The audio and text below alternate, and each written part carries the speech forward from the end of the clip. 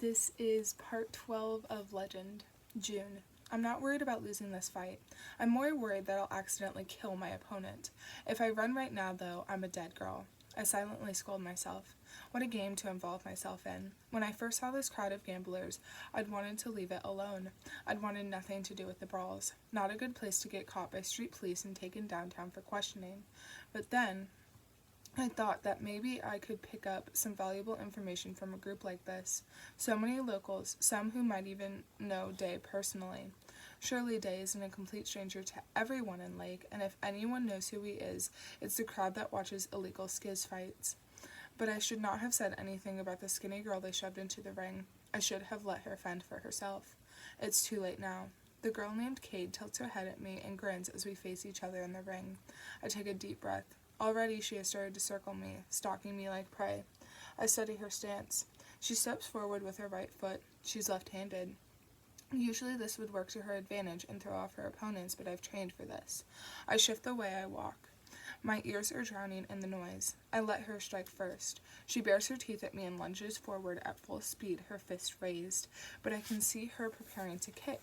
I sidestep. Her kick whooshes past me. I use her momentum against her and strike her hard when her back's turned. She loses her balance and nearly falls. The crowd cheers. Cade whirls around to face me again. This time her smile is gone. I've succeeded in angering her.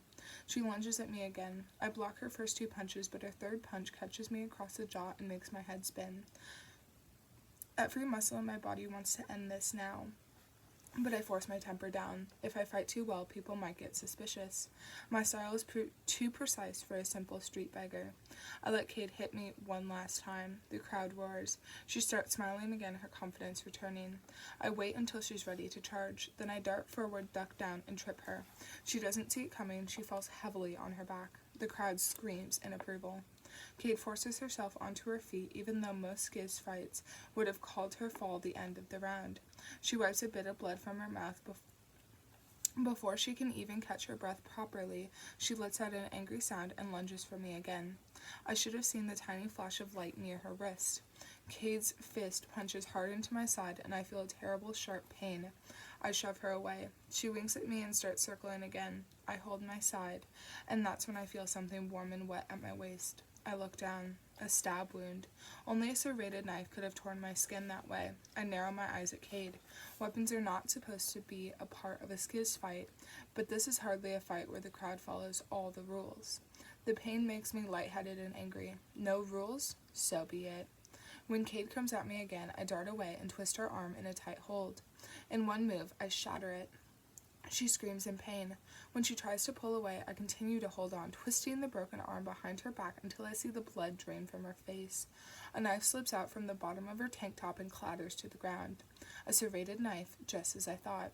Cade is not a normal street beggar. She has the skills to get her hands on a nice weapon like that, which means she might be in the same line of business as Day. If I weren't undercover, I'd arrest her right now and take her in for questioning. My wound burns, but I grit my teeth and maintain my grip on her arm. Finally, Cade taps me frantically with her other hand. I release her. She collapses to the ground on her knees and her good arm.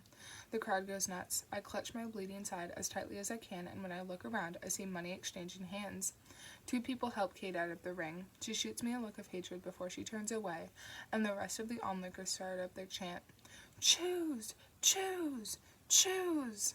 Maybe it's the dizzying pain of my wound that makes me reckless, but I can't contain my anger anymore. I turn without a word, roll my shirt sleeves back up to my elbows, and flip my collar up.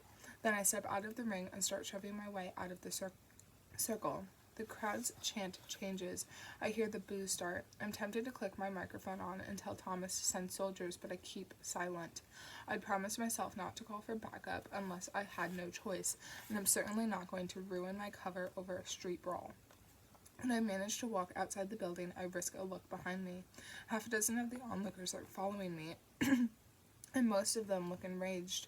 They're the gamblers, I think, the ones who cared the most. I ignore them and continue to walk. Get back here, one of them yells. You can't just leave like that. I break into a run. Curse this knife wound.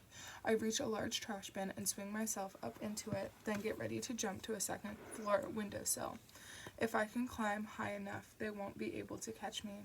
I leap as far as I can and manage to grab the edge of the windowsill with one hand. But my wound has slowed me down. Someone grabs my leg and yanks hard. I lose my grip, scrape myself against the wall, and crash to the ground. I hit my heart hard enough to send the world spinning. Then they're on me, dragging me to my feet and back to the screaming crowd. I fight to clear my head. Spots explode across my vision. I try to click my microphone on, but my tongue feels slow and covered with sand. Thomas, I whisper, but it comes out as Midas.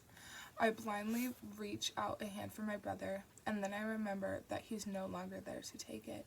Suddenly I hear a pop and a few shrieks, and the next instant they release me. I fall back to the ground. I try scrambling to my feet, but stumble and fall again. Where did all this dust come from? I squint, trying to see through it.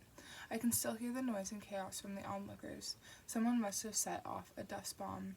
But there's a voice telling me to get up.